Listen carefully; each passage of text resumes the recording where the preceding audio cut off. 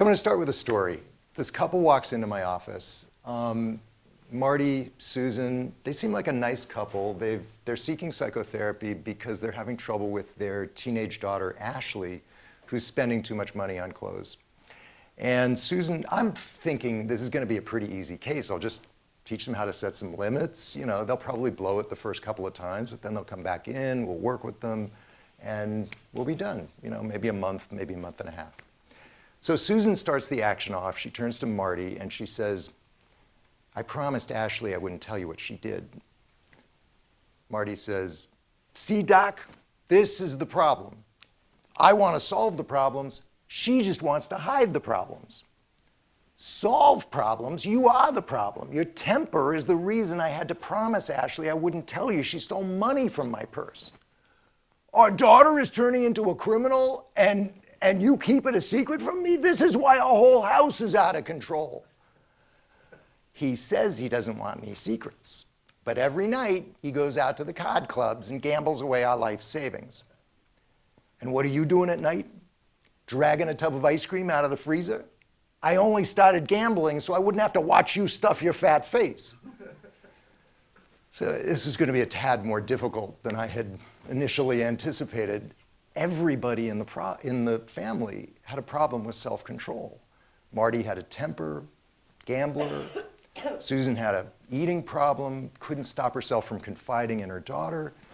And their daughter, Ashley, was really falling through the cracks. I mean, she was spending too much money. She was also lying and stealing. So things were beginning to fall apart. So why am I telling you all of this? Besides the fact that I need practice on my accents.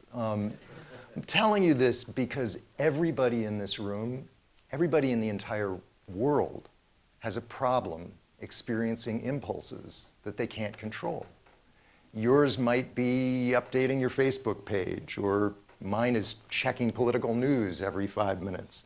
It might be buying stuff that you don't need. Or your impulses might come in the form of reactivity, like flipping people off in traffic or overreacting when somebody disses you. Now, what I'm going to do today is teach you a tool that will enable you to restrain, to control your impulses whenever they come up.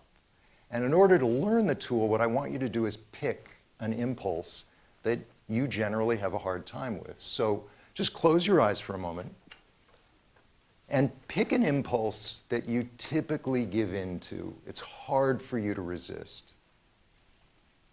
It might be eating sweets, texting while you're driving, calling an ex-lover when you're lonely, whatever it is. Just pick one for right now and recreate the impulse right now as if it's happening in real time. And feel the impelling quality of it.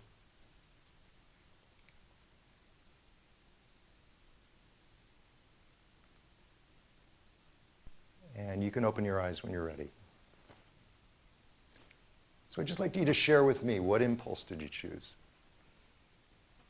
Yeah. When I come home into the garage, my son's there, and there's this ashtray full of cigarettes. And he's telling me about his day, how great he's doing in school. And instead of acknowledging it, the first thing I can think of is, you know, these cigarettes, that ashtray is driving me crazy. Can you just throw them away? Mm-hmm. And then I realized, you know, I should have listened to him more, acknowledged what he has to say to me. Mm-hmm. And this is really a minor thing of smoking cigarettes. And how about you? Is there an impulse that you actually experience where you have a hard time controlling yourself? That was it. Oh, these were your cigarettes? No, his cigarettes, and that I'm reacting to him impulsively. Oh, it's really hard for you to restrain your reaction. Got it. Okay, thank you for clarifying. And what is the price that you pay when you give in to that impulse? Does it create an argument between the two? No, it doesn't create an argument. It just like shuts him down. Like, you know, why talk to my dad and tell him how great school is going, and he's talking about my cigarettes. Got it. So you're kind of hitting him with something negative when he's trying to. That's great. That's a great example. And it's also a really good example of how, despite the price, and you kind of know because it's happened before, we still give in to these impulses. My daughter has severe ADHD and emotional issues, Mm-hmm. and so we've done lots of kind of training and therapy, but still it's pretty hard with some of her behavior, like when she starts yelling at her brother, or sometimes we're out at a restaurant and she can't sit still to the point where, drinks get spilled and things like that. It's really hard for me not to impulsively, raise my voice or impose consequences or something like that, as opposed to Doing the program, right. Should I repeat that? Okay, so his daughter has ADHD. Sounds like it's difficult. She's impulsive. She gives in to her impulses easily, and he has a problem containing his own impulse to get down on her and to punish her or impose consequences when he should be following the program that the therapy is recommending. And what is the price that you pay for giving into that impulse? So, one price is it's not productive in terms of helping her. Right. But another is that, of course, a little bit later, I realize that I'm doing it, and I don't feel very good about You feel my bad. parenting. So. Right. Okay, so the price is he's not getting the results that he wants because it's not effective with an ADHD kid to come down on them that hard. And then he also feels bad about himself for giving in to the impulse. Those are great examples. And, most of us all are aware of the price that we pay for impulses. If you overeat, you endanger your health. If you party too much, you wake up exhausted the next day and you can't get much done. If you are, and almost all impulses carry with them the price that you pointed out, which is when we give in to them, very soon afterwards, we feel terrible about ourselves. Because it's kind of like, why? Why couldn't I control myself? I know that's the wrong thing to do. I don't know if any of you have ever had the experience of getting drunk at night and then the next morning it's like, oh, I hate myself, kind of thing. And it's very classic. So what I want to point out is that there's also a more subtle price that we pay for giving in to impulses. See, we typically, in the case of a donut or a cookie or whatever, we typically think, what's the harm? One extra slice of cake isn't going to kill me. And there's truth to that, obviously. One extra slice of cake is not going to kill you. However, the pattern of giving in to one harmless urge after another has a serious effect on your life. What it really does is it diminishes your future. Now, that might seem like an exaggeration, but think about it. Everybody in this room has things that they want to accomplish in the future. They have dreams and aspirations. Anything that you want to accomplish in the future requires you to delay gratification in the present. So I treat a lot of Hollywood screenwriters. If you want to write a screenplay, you have to not switch over to the internet and look at cute cat videos. If you want an intimate relationship and build a relationship that's really honest and open, you have to not secretly whack off to pornography. If you are in a race to create a startup and you're getting drunk every night and the other guy isn't, he's going to win the race, all right? So to put the whole thing another way, the pattern of giving in to impulses is dangerous because no one impulse looks like it's going to destroy your future. But what you're really doing is making your life about self-gratification rather than about self-actualization, actually bringing your ambitions to fruition. If you want to say it another way, self-indulgence is a kind of an invisible acid that eats away against your aspirations. So given the price that we pay, why do we give in? And this is a question that's always interested me. I'm a smart person. I know that sugar cookies are not good for me. They don't do anything good for me. And yet when I want one, I take one despite that knowledge. You want an even better example? Anthony Weiner, a guy with 140 or 150 IQ who he must have known that he was going to destroy his political future, and yet he gives in and texts pictures of himself to a young woman.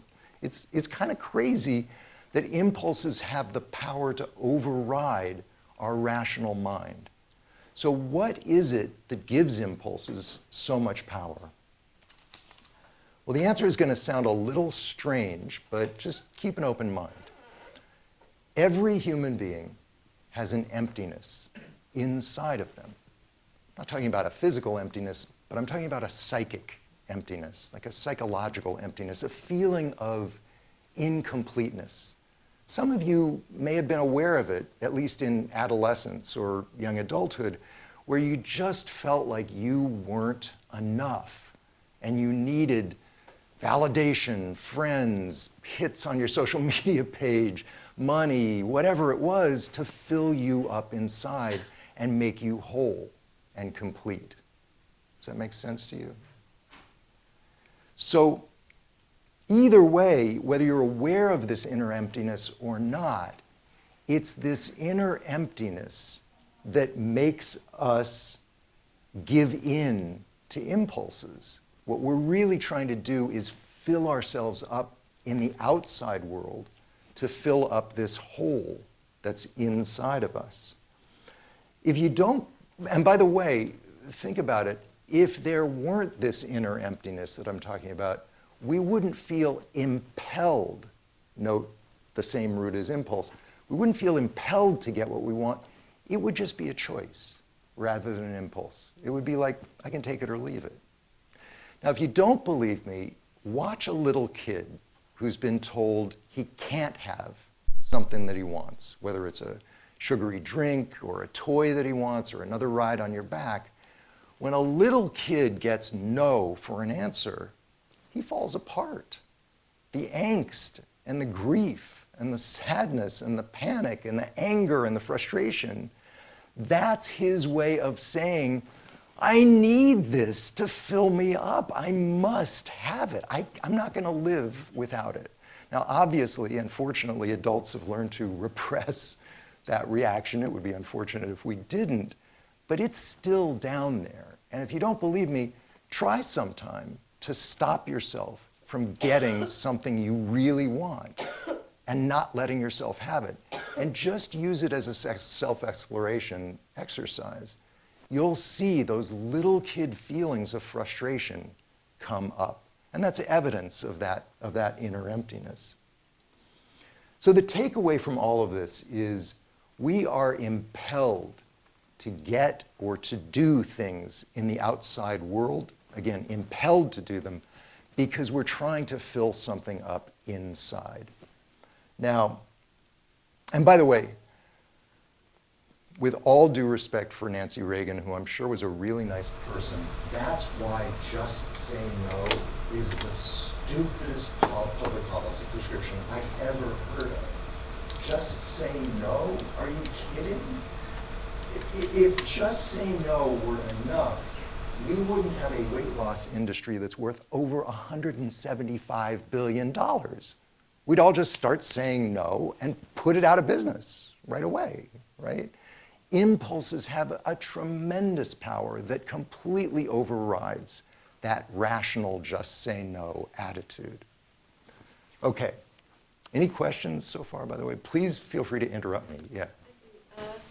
So this kind of goes into the kind of, also this idea of living in the moment, of adding up those moments of pleasure to have life of, and either if you always have a long-term goal towards which you are delaying gratification, do you ever live in the moment? My answer to that, and I'm going to get into this, much more deeply later on.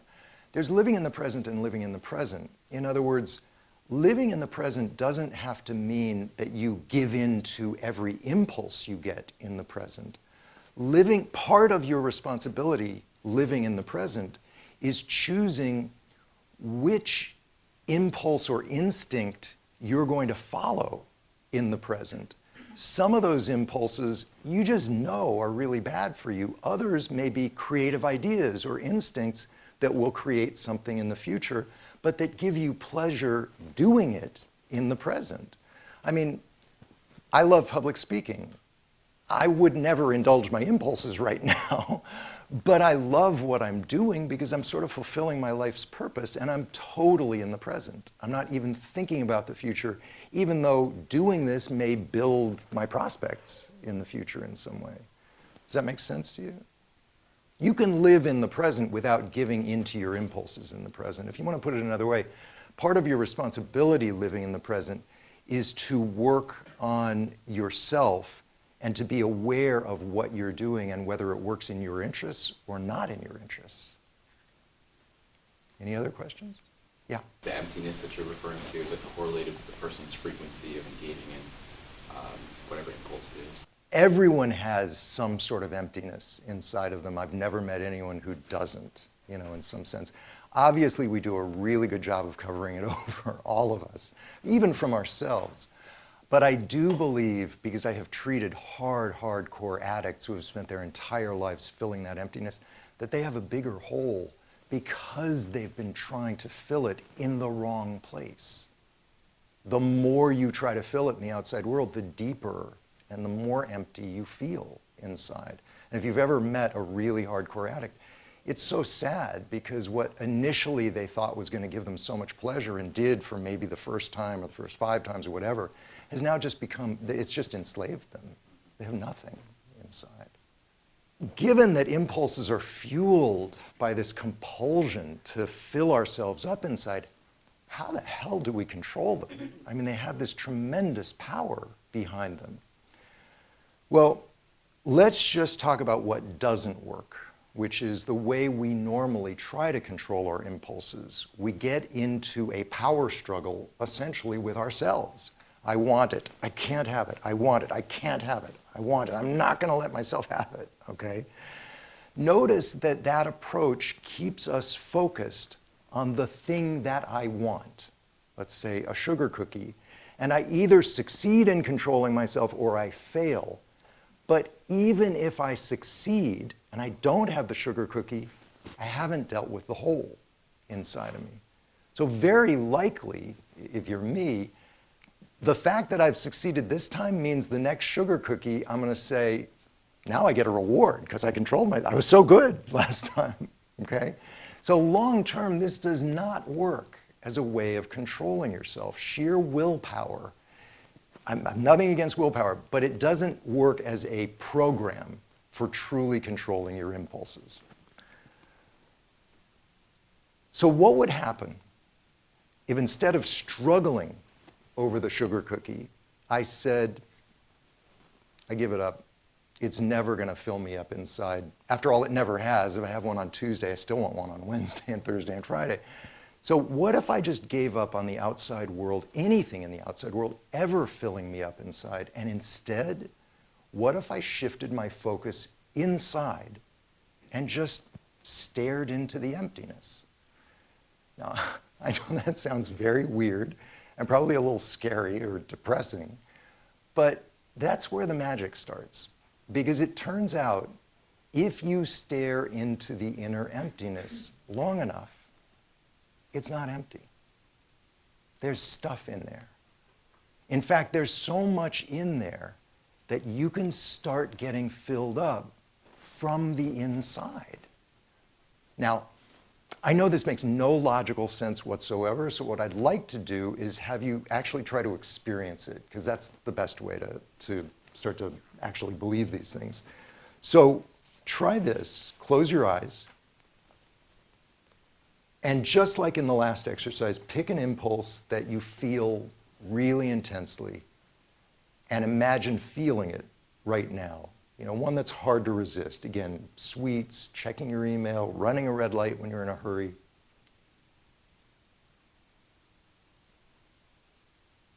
Now imagine that you are absolutely prohibited from getting what you want. You just simply can't have it. And make the feelings of deprivation as intense as you can, just like those little kid feelings we talked about before.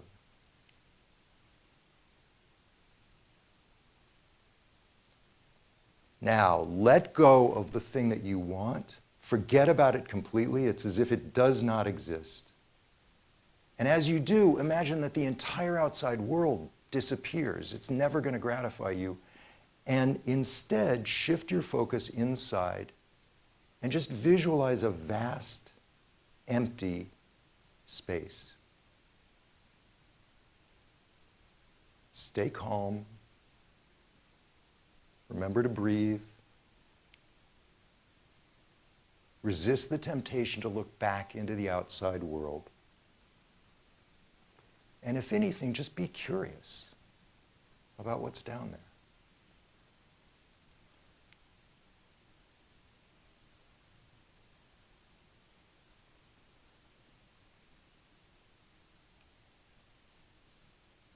And you can open your eyes when you're ready. Most people, interestingly enough, actually start to sense some movement down there. Now, even if you didn't, don't worry about it. If you do this a number of times, you'll actually start to feel like, how strange, there's something down there. Friedrich Nietzsche said, if you stare into the abyss long enough, it will stare back into you. It's like there's something down there. So, which raises the question, how can nothingness turn into somethingness? Yes? It sounds somewhat Buddhist. Yes. Yeah. I mean, I didn't get it from that, but it is consistent with the notion that let me explain it my way, and then I think you'll see the connection to Buddhism, which is, because a more Western way to explain it is, it's consistent with our notion of the unconscious. Think of the unconscious as a realm that has things in it, but you're not aware of it. When we think of our unconscious, we can't see it, we can't taste it, smell it, we don't know what's down there, and yet we know that it's down there because when we go to sleep at night, it produces dreams. When we're creatively frustrated, we try to work at something, suddenly something appears. It comes from the unconscious. So this idea of something coming out of the nothingness is completely consistent with the idea that there are parts of ourselves that we don't know, but that can actually feed us and fill us up with things. Now, that's really important, because if you can tap into this unconscious resource that you have inside of you, then you're free. Then you don't have to just deprive yourself of the things that you want. You won't really need them that much. You'll feel whole and filled up from inside.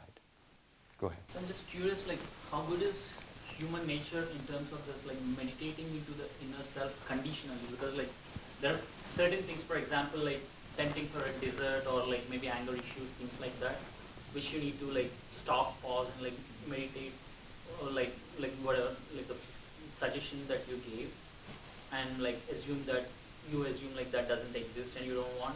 But then, for example, like there is a student who's not getting good score, or A student? who's not getting like good score, or like say somebody who's not happy with their career. If they just like kind of pause and say, okay, maybe I don't want to constantly think about it and just be happy in what I do or what I have, then there is like really no growth as a person either, right? Got it. So, Let me make sure I'm understanding your question, because the question seems to have to do with motivation. If you're always satisfied with what you have right now, I think what you're asking is, will that remove my motivation to create anything in the future for myself, or to fulfill any ambitions that I have for myself in the future? There are like certain cases where this has to be applied, and there are certain cases where this should not be applied, right? So I'm just curious, like in general, like Yes. are people good at like really doing it on a conditional case-by-case basis? In my experience, people are not only good at it, they know it instantly. They know pretty much instantly that, you know, having a donut every day is not going to help them fulfill their ambitions, or smoking, or texting constantly when they should be buckling down and concentrating on something, or, you know, distracting themselves or overreacting to somebody, because they're aware that they're paying a price for those things that actually thwarts their long-term ambitions. You're right that to some degree we use impulse power to fuel our motivation, and I think you're right about that.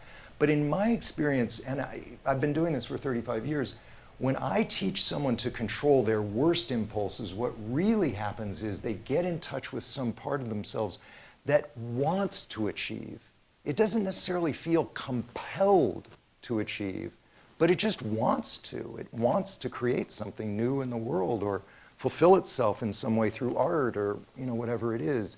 It's not that we are devoid of motivation without impulses. It's that we're devoid of that must-have, quality that really, in a way, it kind of defies reality. I mean, you can say I must have, but you can't always get, kind of thing. Or the getting can really be destructive for you. Does that answer the? Okay, great. So, again, let me say it again. This is really important. If there's a way of converting the emptiness into something that can fill you up inside, then you're really free. Again, it transforms an impulse into a choice. It's like I'm not compelled to get the cookie. I can take it or leave it, which is a much nicer way to live. All right? Did you have a question? Yeah, I was wondering, so when you do this exercise and everything that you want sort of disappears and you have this emptiness, Yeah. do you encounter situations where individuals, in the emptiness, something negative appears? It gets filled with something negative? That's a great question. Does it ever happen when you stare into the emptiness that something negative comes up instead of something positive? Sometimes what comes up is just feelings of insecurity, of incompleteness, of emptiness. What I'm going to do is teach you a tool that has a specific procedure that essentially negates that. It prevents that from happening in essence. But what you're asking has larger connotations, which is when you work on curbing or controlling your impulses, a lot of times what comes up are just real childlike feelings of like wanting and not being able to have things that we haven't really been aware of, either because we've given into the impulses or because we've repressed those feelings. And those feelings, you have to own those and not act on them, essentially. So, or explore them if they have other implications in your life. Okay? Does that make sense? Okay, good. So, in order to construct a tool that would actually help people control their impulses, what my co-author and I had to do was come up with a symbol for this fullness that comes up from the emptiness inside of you. And the symbol that we chose was a symbol of a black sun. It's just the sun at the moment of a total solar eclipse, where the moon has passed in front of the sun, so the disk is dark, but you can see the corona. You can see the sun shining from the corners of the disk. And I'll explain after I teach you the tool why we chose that as a symbol. It's probably obvious, but I'll explain that more. But just so you know, that's what the tool is about. So close your eyes, and I will walk you through this tool. This is a tool that you're going to use whenever you feel impelled to act on an urge. So start with the little kid feelings of deprivation. You want something really badly, and you simply can't have it. You're going to deprive yourself. And feel those feelings of deprivation as intensely as you can. Then let go of the thing that you want, and with it, let the entire outside world disappear. It's just no longer available to you as a source. And turn your attention inside yourself. Now there's no deprivation, there's just this inner emptiness. And just like we did before, stay calm and just stare into the void.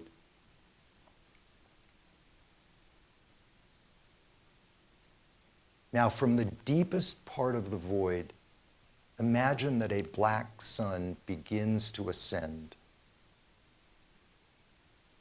Expanding slowly, it begins to fill you up with warm and limitless energy. Let it keep coming up until you become one with it. And then turn your attention back to the outside world. And as you do, imagine that the black sun energy overflows and bursts out, shining on everyone and everything around you.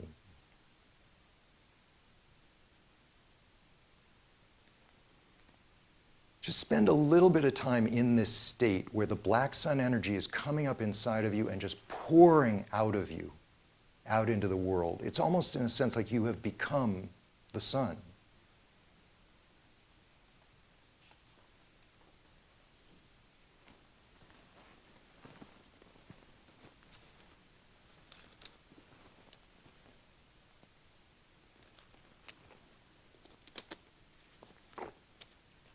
And you can open your eyes when you're ready.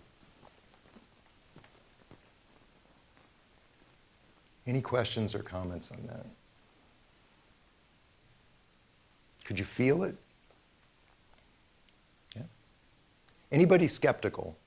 Because feel free, because I was completely skeptical of this stuff when I learned it like 30, 35 years ago. I thought it was a crock of shit.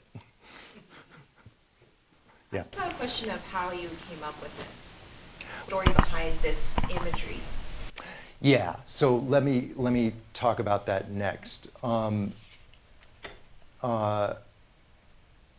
me go through the tool, in fact, step by step and explain each step just to reinforce your understanding of it. When I get to the black sun, I'll explain why we came up with that particular imagery, because that's unusual. It's like I wouldn't have expected that if I were you. So the first step of the tool is always to deprive yourself, always to say no to the thing that you feel impelled to get. If you're unwilling to deprive yourself, what you're really saying is, I can't live without it. It's the only thing that's going to fill me up inside. If you want to say it another way, you're kind of refusing to grow up. You're giving in to those little kid feelings of deprivation. So the first step is always to say no. The second step is to turn inward, is essentially to give up on the outside world ever filling you up, and instead have the courage to face the emptiness that exists in every human being. Now, if you're patient and you can just stay calm, what starts to happen is this black sun begins to ascend from the depths. Now, why the sun and why is it black? We chose the sun as a symbol because it's a symbol of infinite energy, light, and life. If you were the sun, essentially what you'd be aware of is, I'm just giving energy out, and I don't expect anything back. I'm only getting back my own reflected light. So it has this quality of infinite potential, infinite energy, something that can fill you up from the inside. We decided to make it black to remind you that you have essentially eclipsed this sun for most of your life because you've constantly looked for what you need from the outside world. Essentially, you've allowed the outside world to eclipse this sun. It's not to make you feel guilty, it's just to remind you, oh yeah, this is a resource that I constantly forget about. I've plunged it into the darkness. And as the black sun rises, it suffuses you with warmth. Warmth is actually a very significant and underused symbol in modern life. Coldness means you're alone, alone in a completely mechanistic universe. Warmth means there's something inside of you that has life in it. There's something inside of you that can actually help you. You're not alone trying to control your impulses. So the warmth just gives you that feeling of, oh, there's help, essentially. The overall arc of the tool is very, very important because think about it. Think about how the tool starts and then how it ends. What it does is it reverses the flow of your energy. You start the tool by wanting to take something in. You end the tool by putting energy out. This is really important because it reveals a secret of human nature, which is that the solution to our endless quest to get more is actually to give more. Just to give more of ourselves. in 12-step groups, which are really the most successful groups in curbing addiction, they codify this principle in the idea of service. They ask their members to be of service to one another and to the larger community, because what they've discovered is the more I give to others, the less I need, the more I'm filled up from within, essentially. So that's another very important principle in the tool, is we're shifting from an incorporative, materialistic mode of I'm incomplete and I need more, more, more, more, to I actually don't need more. And to the extent that I get more, it's great. I'm not going to be unhappy about it, but I don't need it, kind of thing. And that's the key to taking the sting out of impulses. Now, I have a couple of tips for just getting the most that you can out of the tool. First, obviously, you have to kind of memorize it before you try to use it, or else you'll forget, especially in the face of an impulse. So it doesn't take long, but if you remember, you can buy the book Coming Alive, or if you email us, we can send you a handout to it. But it's easy to learn. You practice it a bunch of times, and then you can use it. And you want to use it as soon as you're subject to an impulse. So I want the sugar cookie, I want to overreact, whatever it is, that's when I use the tool. Now start with small temptations. If you're an overeater, you don't want to use the tool for the first time in front of an all-you-can-eat buffet, because you're just setting yourself up for failure. Start with little things. I started with just imaginary temptations, things that I imagined I would be subject to or would want an hour from now or tomorrow or whatever, just to build up my facility with the tool. Another tip, tools don't always work the first time. There are some impulses that are so powerful that I have to use the tool 5 times in a row to stop myself. And there's nothing wrong with that. That's not a failure. If you use it 10 times in a row and stop yourself to giving in to an impulse, that's a victory.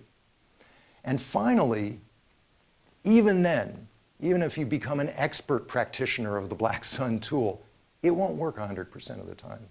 There is nothing that works 100% of the time with impulses, all right? But if you can even use the Black Sun tool over the next month and give in 50% less than you do now, you'll see huge changes in your life. And what I'd like to do is spend the next bit of time just talking about the benefits of self-control. So what can you expect to get if you learn this level of self-restraint that I'm talking about? Let's just remind ourselves that we don't usually think of self-control as rewarding. We think of it as the best I can hope for is I feel really frustrated that I didn't get what I wanted, kind of thing. We end up feeling deprived.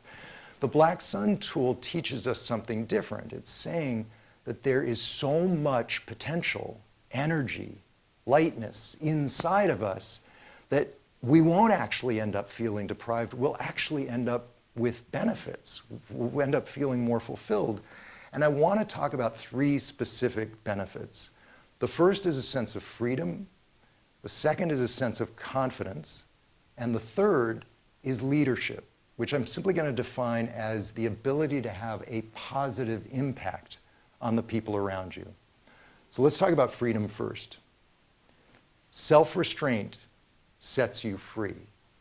Now I know that sounds like a Zen koan or some neologism from Orwell's 1984, war is peace, ignorance is strength.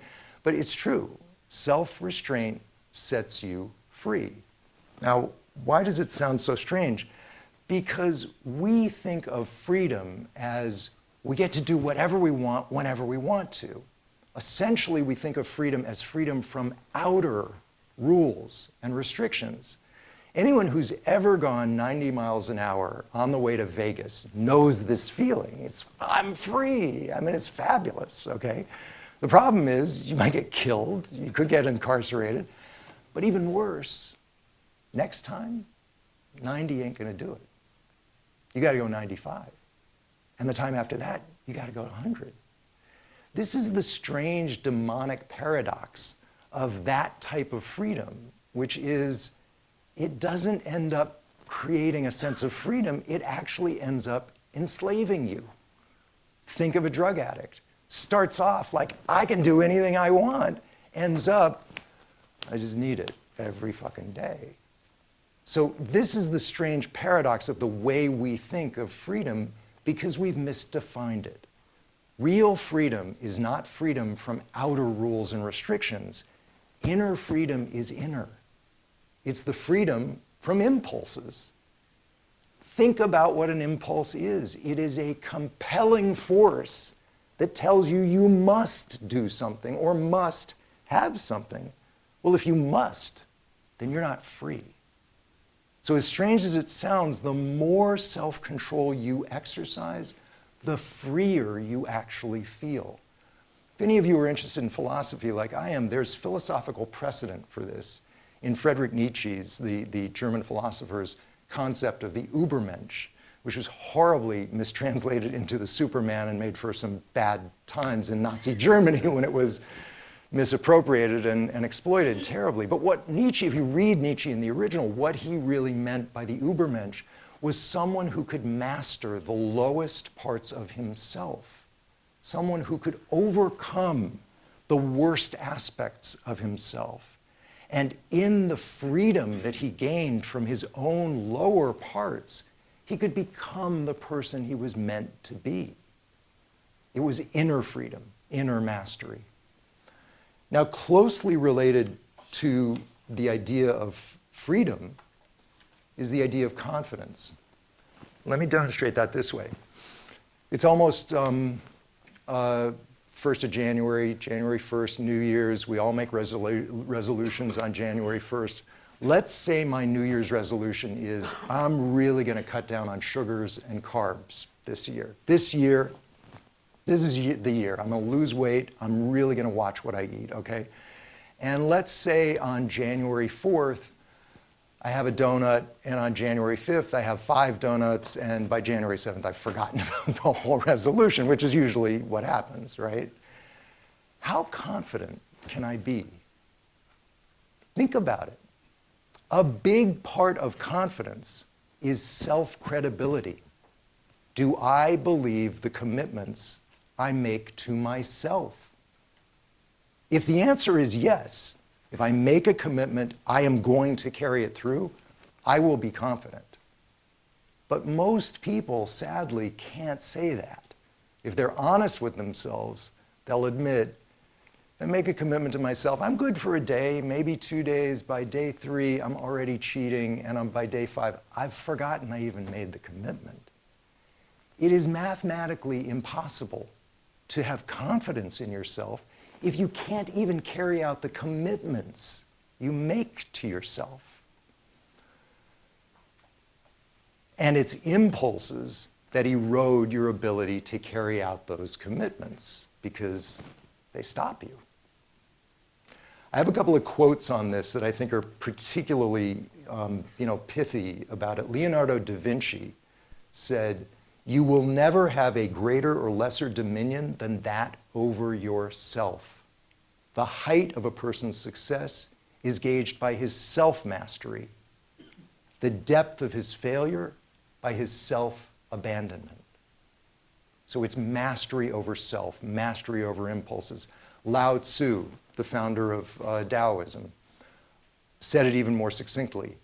He who conquers others is strong, but he who conquers himself is mighty. That's the true strength. And finally, leadership. Again, I'm going to define leadership as just the ability to have a positive impact on those around you, whether it's your family, your coworkers, or the community at large.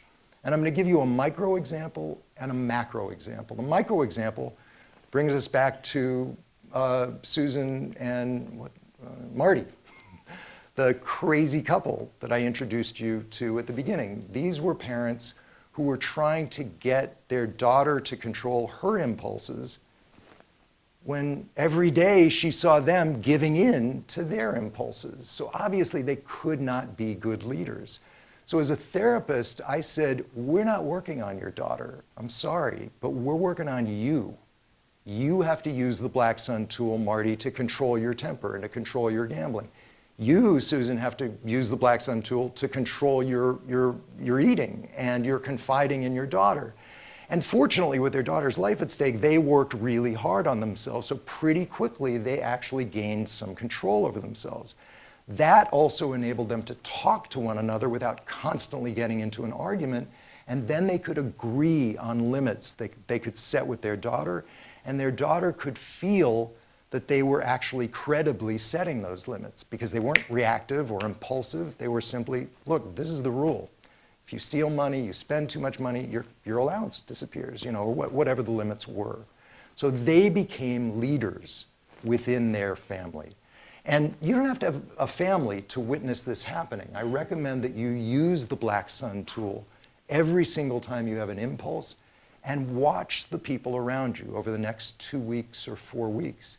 You will see them paying more respect to you, and you'll even see them emulating you, even if they have no idea that you're using this tool. They'll just get the vibe of a person who has more authority. I've seen it over and over again. Now let me give you a macro example. This is an example of a movement that, because it had an extraordinary degree of self-restraint, was actually able to have a tremendous impact on the whole society. I'm talking about the early civil rights movement of the late 50s and early 60s.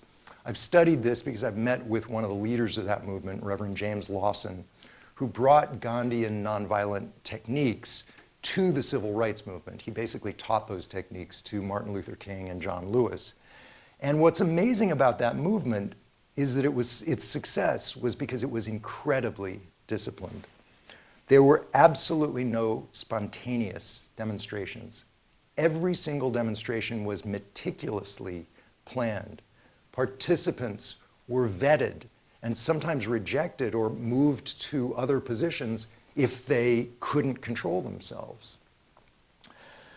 The goals of the movement were kept very limited. Of course, they wanted to desegregate the entire South, the schools, the neighborhoods, the government, everything. Instead, they picked one lunch counter in one department store in one town and decided to have a sit-in there. And they picked the department store based on the fact that a lot of blacks shopped at that department store because they knew they were going to end up having to boycott that department store. So very limited, targeted goals that then they were able to expand to other goals. And the most dramatic example of self-restraint was that they trained themselves to not respond to physical and verbal assaults, not only from white bystanders, but from the police. They remained polite and soft-spoken at all times. You want an even more dramatic example, Gandhi's movement in India, an entire national movement of millions, most of whom had never met Gandhi, remained for the most part peaceful and nonviolent, and they brought down the British Empire.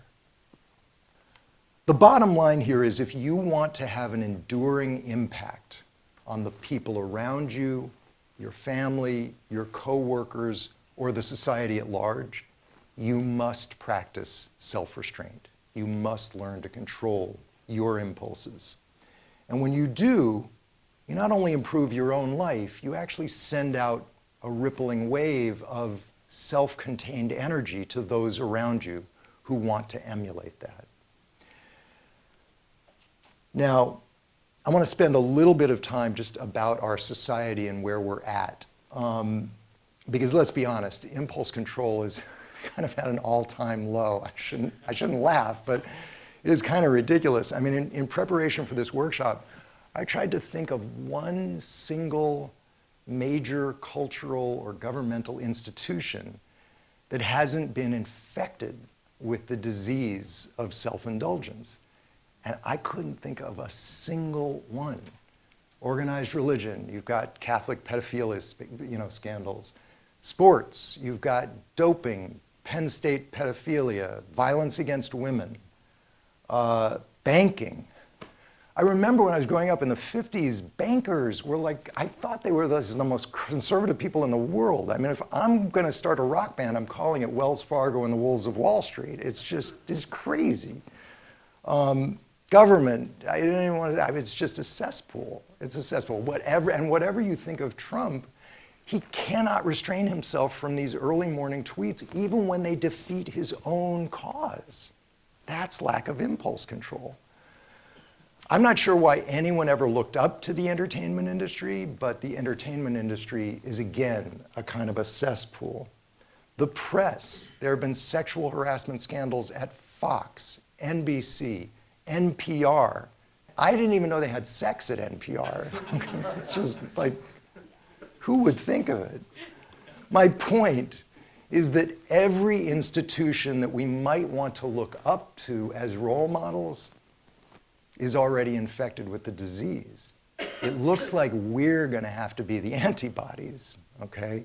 Clearly, the change isn't going to come from top down. In a sense, the change has to come from us, or as Gandhi said it, we must be the change we wish to see in the world. Now, the good news is, if you believe Carl Jung, we are all connected to one another. This is inherent in his notion of a collective unconscious, that there's a realm in which all of us sort of share the same mythologies, the same imagery, the same sense that we're all connected, which means that if we can work really hard on ourselves, we may actually affect the rest of the society. What Margaret Mead said about this, by the way, is that never doubt that a small group of committed citizens can change an entire society. And she added, it's the only thing that ever has. So just as an end exercise here, I want to give you a taste for what we as a group could create in terms of the spirit of self-restraint. So close your eyes. And I'm going to run you through the black sun tool one last time, and then I'm going to add some stuff at the end. So once again, start with the feeling of deprivation, those little kid feelings of not getting what you want, and feel them as intensely as you can. Now let go of the thing that you want, and with it, let the entire outside world disappear, and redirect your attention inside yourself. Face the void. Be calm. Just be curious about it. And imagine the black sun begins to ascend from the deepest part of the void. Expanding slowly, it fills you with its warm and limitless energy. Now redirect your attention back to the outside world and let the black sun energy surge out of you in a flow of infinite giving to everyone around you. Now I'd like you to imagine that everyone around you is also using the tool, so they're generating light, encouraging you to shine brighter, and your light is encouraging them to shine brighter.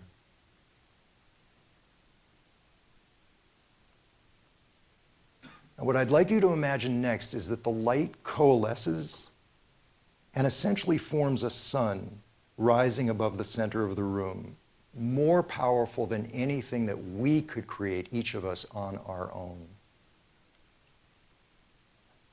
And imagine that that sun can reach beyond this room and shine on the entire society.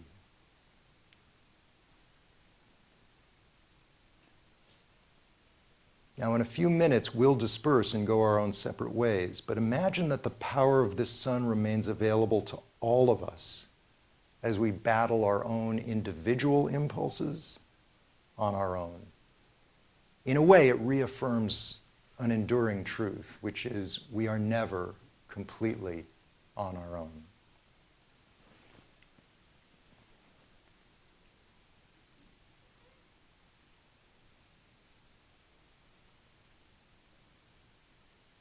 And when you're ready, you can open your eyes.